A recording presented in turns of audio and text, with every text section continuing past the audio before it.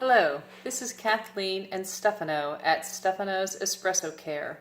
Today we're going to demonstrate how to reassemble an E-61 group head.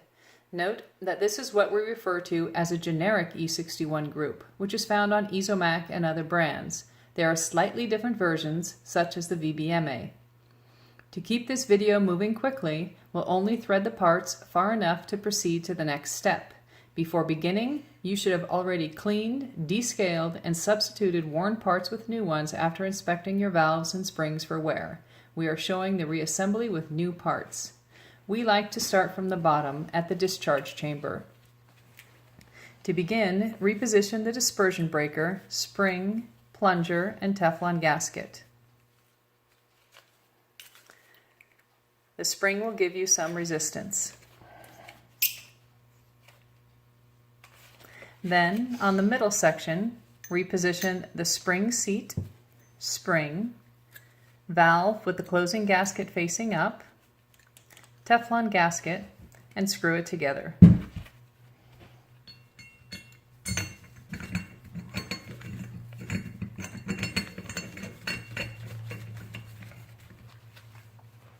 At this point, we like to reassemble the lever. Place a small amount of grease in the hole the shaft will go into. Position the shaft and related parts, including the teflon gasket, sleeve, gaskets, making sure they are pushed down all the way, spring seat, and spring. We suggest some grease on the spring and shaft at this time. Add the counter nut, which will also give you some resistance.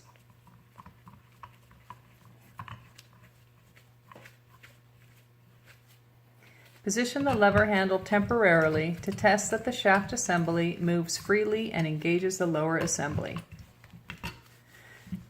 Next, to assemble the upper chamber, position the O-ring on the bottom of the mushroom valve.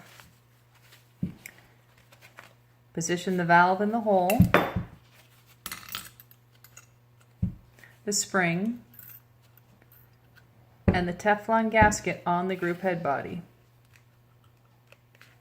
Screw the mushroom valve into the group head. Note that there will be some substantial resistance.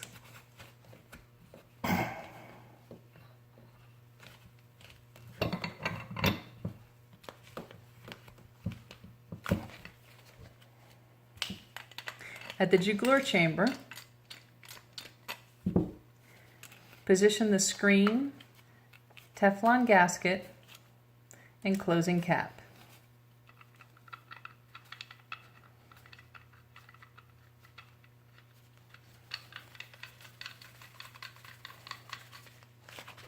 Proceed with the diffuser, group head gasket, and shower screen.